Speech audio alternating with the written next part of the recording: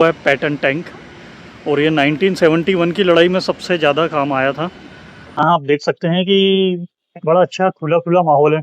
मेरे पीछे भी आप देखोगे तो यही था दोस्तों मरज़ोरिन कैफ़े। अब हम इस रोड पे घूमेंगे, फैशन स्ट्रीट रोड पे, और देखते हैं फैशन स्ट्रीट में क्या क्या, मार्केट में क्या क्या है।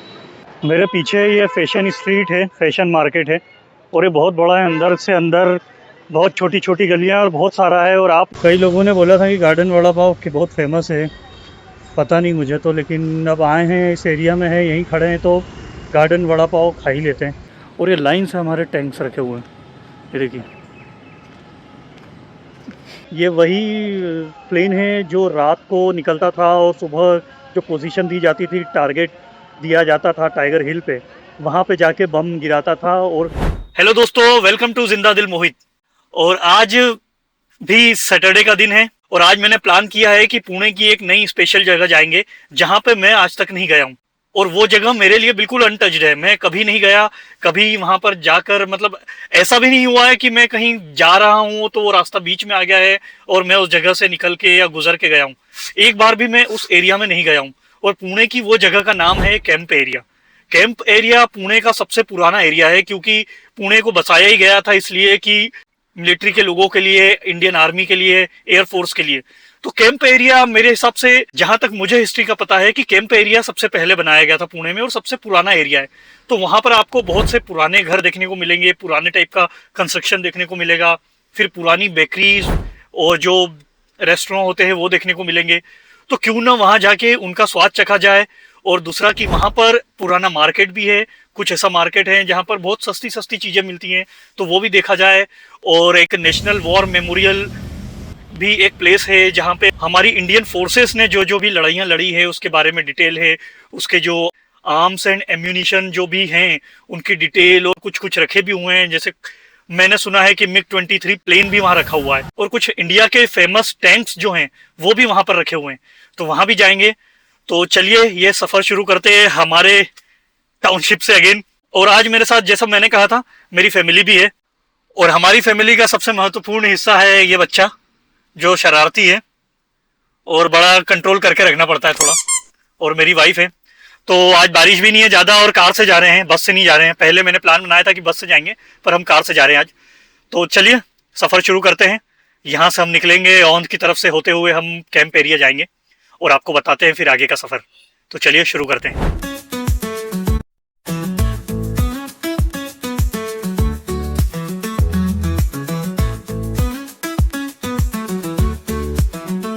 कि हम यहाँ से निकल रहे हैं और लगभग हमको ये पड़ेगा 25-26 किलोमीटर, एटलीस्ट 25 किलोमीटर हमारे घर से पड़ेगा। लेकिन हमने वो एरिया देखा ही नहीं है, कैंप एरिया, और सैटरडे संडे है, घूमने की इच्छा भी थी तो उधर घूम भी आएंगे।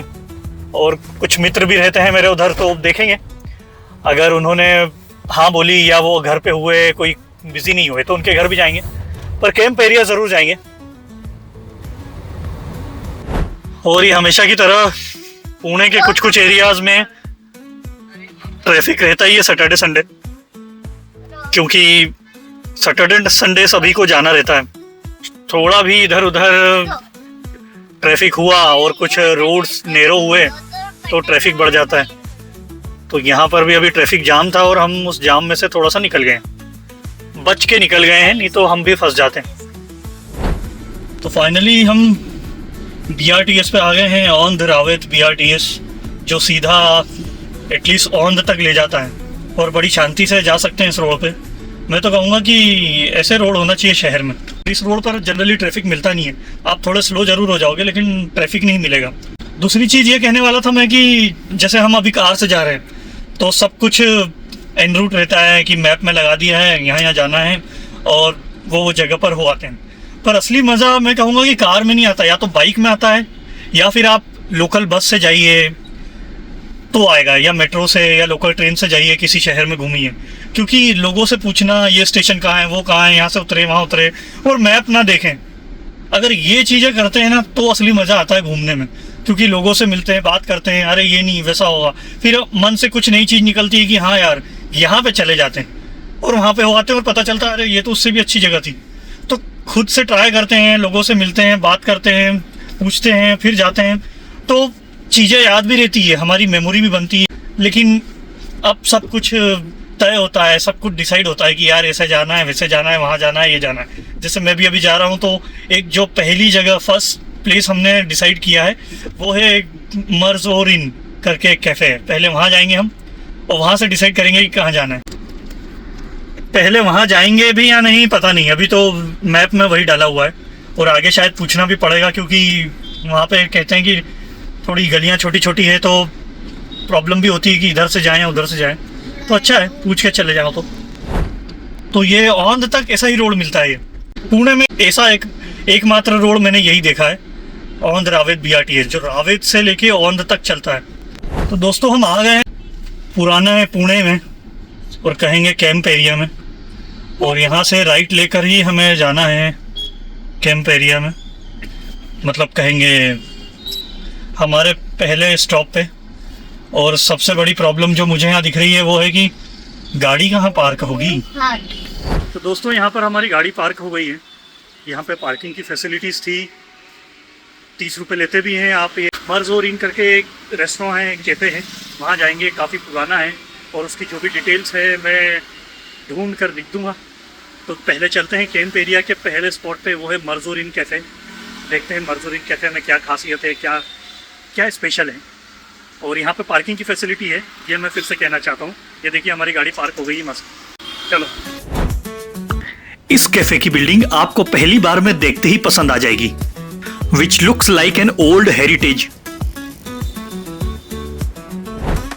जैसे ही आप कैफे के अंदर जाएंगे तो मैं कहूंगा आपसे कि आप फर्स्ट फ्लोर पर जाएं। यहां आपको एक ओपन खूबसूरत एम्बियंस MG रोड के व्यू के साथ मिलेगा, जो प्रॉपर पुणे की फीलिंग देगा।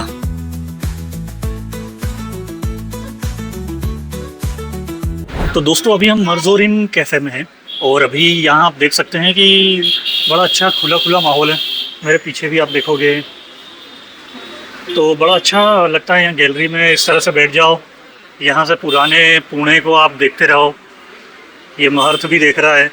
ये यहाँ से हम पूरे इस रोड को, MG रोड है ये, यहाँ से देख सकते हैं। लोग बोलते हैं बहुत अच्छा यहाँ का टेस्ट है, ये है वो है, बहुत पुराना है। तो शायद उस टाइप का पुराना स्वाद होता होगा इस वजह से। बाकी वो स्वाद नहीं मुझे मिला जो चटपटा मिलना चाहिए। ठीक है, अच्छा है। तो मुझे मर्ज़ोरिन की एक चीज़ अच्छी लगी, इन्होंने ना पुणे का मैप बनाया है, ये देखिए, और बीच में अपने आप को आइडेंटिफाई किया है ऐसा ब्रांड लोगो और मैप में, बड़ा अच्छा लगा। तो यही था दोस्तों मर्ज़ोरिन कैफ़े। अब हम इस रोड पे घूमेंगे, फैशन स्ट्रीट रोड पे, और देखते हैं फैशन स्ट्रीट में क्या क्या, मार्केट में क्या क्या है। यहाँ पर लोग बोलते हैं कि काफ़ी सस्ता मार्केट है, तो अभी देखते हैं मार्केट। तो पुणे का मौसम आज बहुत सुहाना है, क्योंकि आज बारिश भी नहीं हो रही है और धूप भी नहीं है, और हम पुणे के मेन कोर एरिया में खड़े हैं, तो और ज़्यादा मज़ा आ रहा है। बस हाँ कि मेरे साथ एक मस्त जिम्मेदारी है, उसको मेरे को संभाल के ले जाना है रोड पे, जो भागते ही रहता है। और दोस्तों इस रोड की खासियत एक और है कि यहाँ पर मुझे कई बिग ब्रांड्स भी दिख रही है कि US पोलो है, लुइस फिलिप्स है, उसके भी स्टोर्स हैं, और उसके सामने उन्हीं ब्रांड्स के जो फर्स्ट कॉपी सेकंड कॉपी बोलते हैं वो भी देखने को मिल रही है कि वो भी 400, 500, 300 रुपये में वही ब्रांड के जो कॉपी वर्जन है वो बिक रहे हैं, वो भी उनके ब्रांड स्टोर के सामने। तो ऐसा मैंने पहली बार देखा, ऐसे दूसरी जगह पर कहीं देखा नहीं अभी तक, होगा शायद। यही है हमारा फैशन स्ट्रीट मार्केट। और ये देखिए जो बता रहा था मैं कि उधर आगे पोलो और वैन हुसैन, लुइस फिलिप्स के स्टोर भी हैं आगे। उधर पीछे से हम आए हैं मर्ज़ोरिन से। मेरे पीछे ये फैशन स्ट्रीट है, फैशन मार्केट है, और ये बहुत बड़ा है। अंदर से अंदर बहुत छोटी छोटी गलियां और बहुत सारा है, और आप यहाँ 2000 से लेके 200 रुपये तक की चीज़ें भी ले सकते हैं।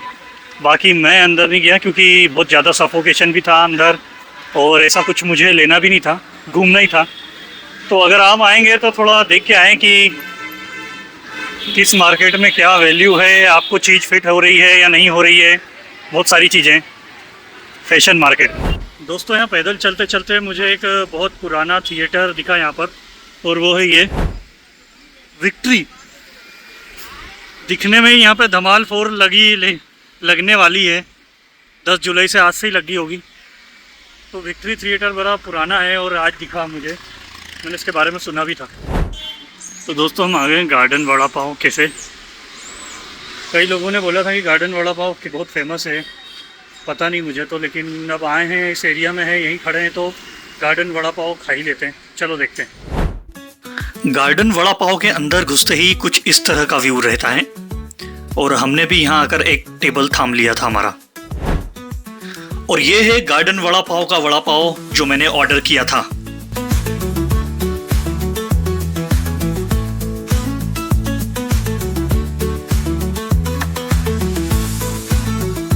गार्डन वड़ा पाव का वड़ा पाव और सब कुछ खा लिया हमने, बट इतना कोई खास नहीं था, पर फिर भी ठीक है, एक बार जाना था तो आ गए। अब हम यहाँ से जाएंगे सीधे नेशनल वॉर म्यूज़ियम। चलिए चलते हैं। अभी ये हम एमजी रोड से जा रहे हैं।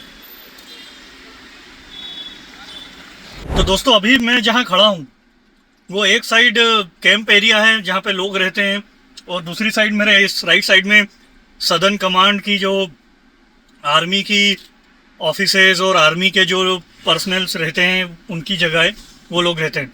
तो यहीं से हम इस रोड से सीधा आगे जाएंगे। ये अगर इस राइट साइड में देखोगे आप तो ये राइट साइड में सदर्न कमांड का पूरा आर्मी का एरिया है, और ये लेफ़्ट साइड में पूरा ये कैंप एरिया चलेगा। तो अभी हम इसी रोड पे सामने आगे सीधे जाएंगे और नेशनल वॉर म्यूज़ियम जाएंगे, या नेशनल वॉर मेमोरियल भी कहते हैं उसको। तो चल रहे हैं हम अभी।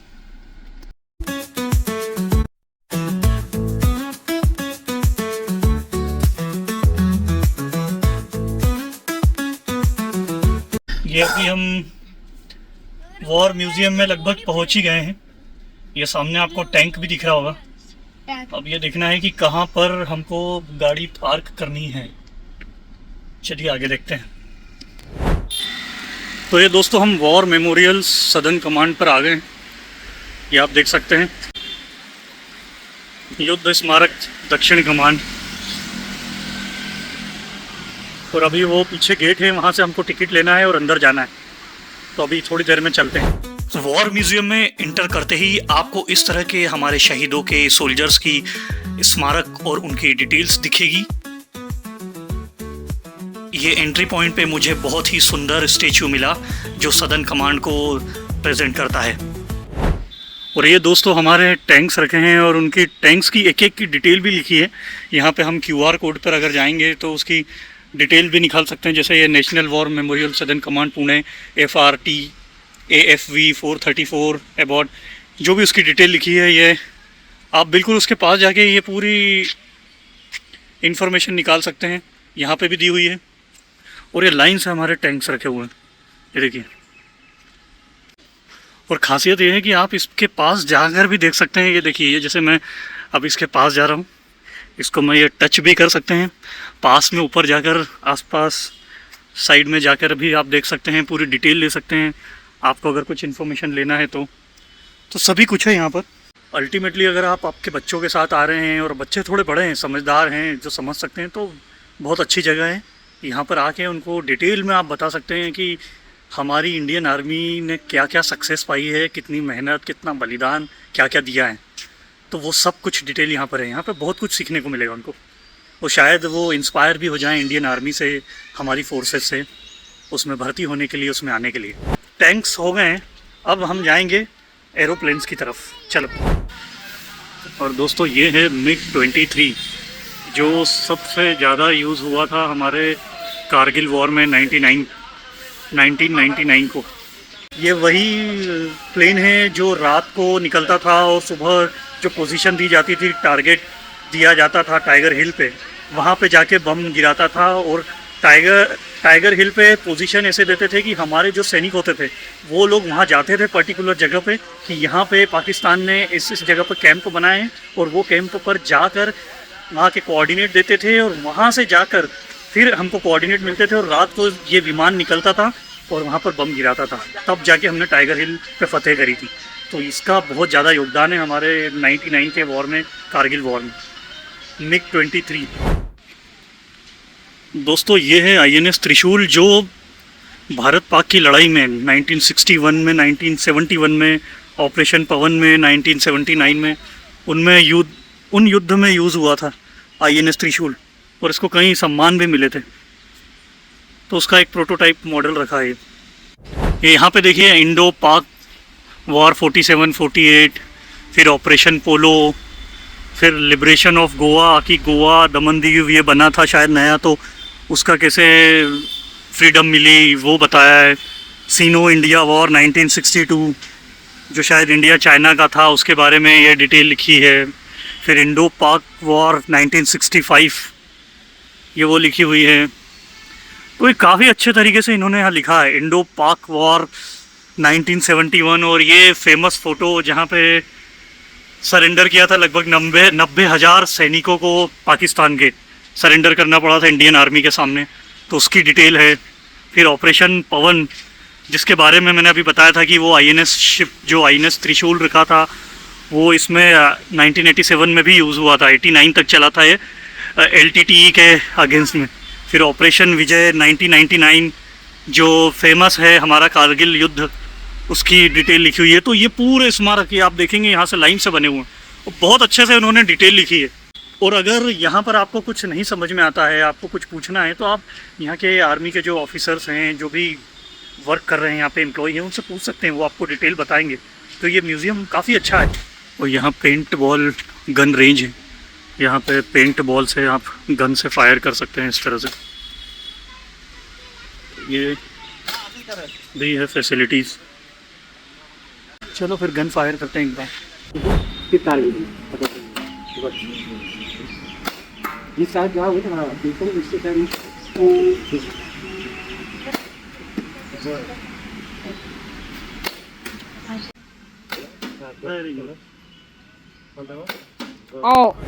तो यही थी दोस्तों आज के व्लॉग की कहानी।